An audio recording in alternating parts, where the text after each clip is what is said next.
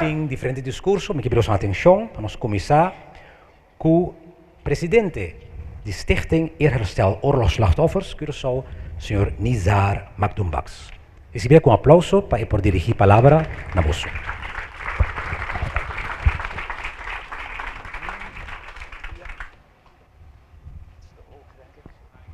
Bom dia. Voordat ik heel kort daarop inga, wil ik een ieder welkom heten.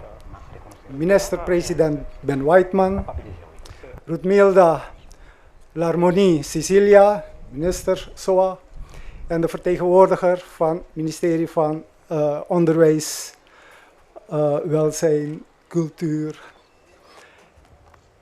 Een bijzonder organisatie die dit mogelijk gemaakt heeft is STRAF, Sindicato Tradonan Aduana y Fiscalia, vooral door de voorzitter Wim van Lamoen. Hij verdient eigenlijk ook een applaus.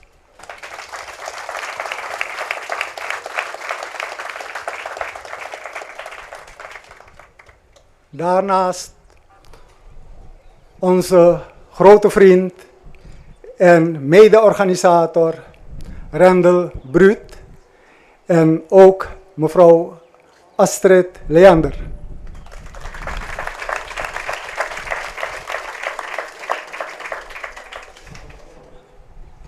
De uitgenodigden hebben de moeite genomen om hier aanwezig te zijn, om dit aan te horen. Het is niet zomaar een boodschap.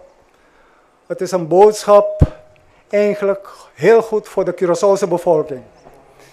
Ik heb gemerkt vanaf 2003 tot nu toe dat het nu pas begint te leven.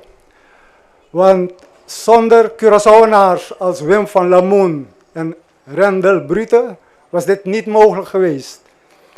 Het idee van het monument Grote Steen daar, toen Wim van Lamoen het aan de CEOC voorstelde, zei ik binnen een paar seconden, dat is goed, dat doen we. En vandaar dat dit mogelijk geworden is. Want nu kan je voelen wat er gebeurd is op die dag, 20 april 42. Ik kreeg er kippenvel van. En ik heb er bijna geen woorden voor. Dus dat doe je niet met mensen, zelfs niet met dieren. Kijk wat voor behandeling de honden krijgen in het dierenasiel. Iedereen heeft medelijden met die honden. Oké, ik ook. Maar hoe kan je deze mensen als kakkerlakken doodtrappen en vergeten en bewijs wegdoen?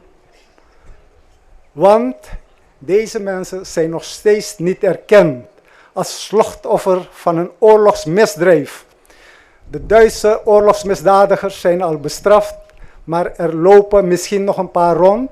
Maar voor de geschiedenis is van belang dat Nederland, de minister van Koloniën,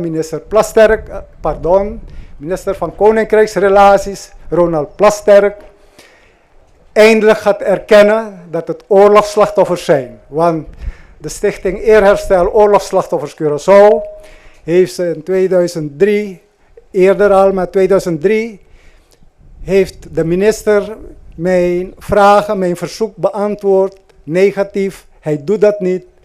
En ik heb hem toen verzocht, oké, de familieleden op de hoogte brengen. Hij weigert. Men blijft nog in die positie. Maar de CEOC hoopt dat het een keer zal komen.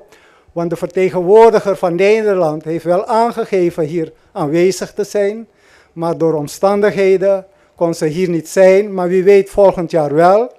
Of dat de CEOC een brief binnenkort kan verwachten. Wat de reden is om hier niet aanwezig te zijn. Maar ook op hoog niveau verwachten wij dat ze met ons rond de tafel gaan zitten. Want dit is voor het land Curaçao van belang. De regering van Curaçao heeft in 2012 deze dag erkend als Nationaal Herdenkingsdag, de aprilmoorden. En de andere kwesties hierna, wat er op die dag gebeurd is in de Tweede Wereldoorlog, zult u van de andere sprekers te horen krijgen. Wij hopen ook op 4 mei, niet hopen, we gaan het gewoon doen, op 4 mei hier ook aanwezig te zijn, maar in de middaguren, 4 uur, om een ander Curaçaoenaar te gaan herdenken. Hij is de eerste oorlogsslachtoffer van Curaçao en van Nederland. Op 30 mei 1940 is hij in koele bloeden vermoord, omdat hij geen bezwaar had dat Hitler Nederland had bezet, want hij dacht aan de vrijheid van Curaçao. Hij was politiek actief. En daarom heeft de Nederlandse marinier hem doodgeschoten. Krijgsraad heeft de kwestie op zijn manier opgelost, maar ik heb de situatie onderzocht, beschreven. Het boek is binnenkort in de boekhandel te verkrijgen. Dit slachtoffer, zijn dochter, is ook hier aanwezig, Diana Marcus. En op 4 mei zal ze het eerste exemplaar overhandigd krijgen. Vanochtend hebben we kunnen aanvoelen, ervaren hoe 15 stakers vermoord zijn en tientallen zwaar verwond. Enige overtreding van hun was staken om hun rechten, hun arbeidsrechten. Ze zochten veiligheid en ze kregen kogels. Hier liggen 15 mensen. In eerste instantie waren ze anoniem begraven, maar door onderzoek is er achterhaald hoe de slachtoffers heten.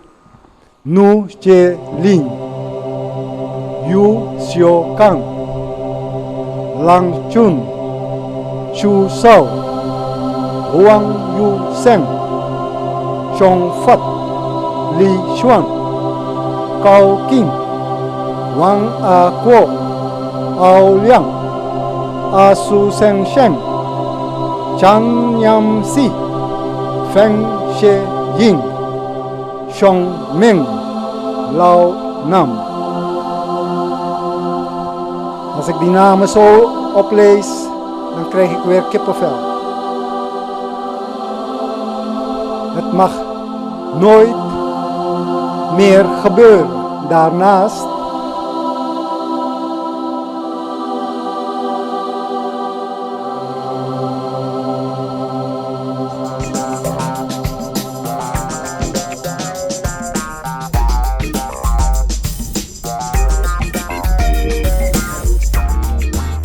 U kunt beginnen, meneer. Mooi. En wat is uw naam?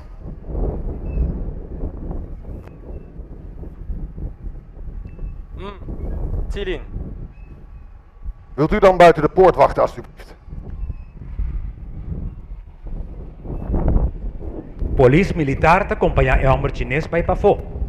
Chegando na entrada, o homem chinês está vira Vankomen! e está gritando. Kau yang na! Pergi pom sawa! Pergi!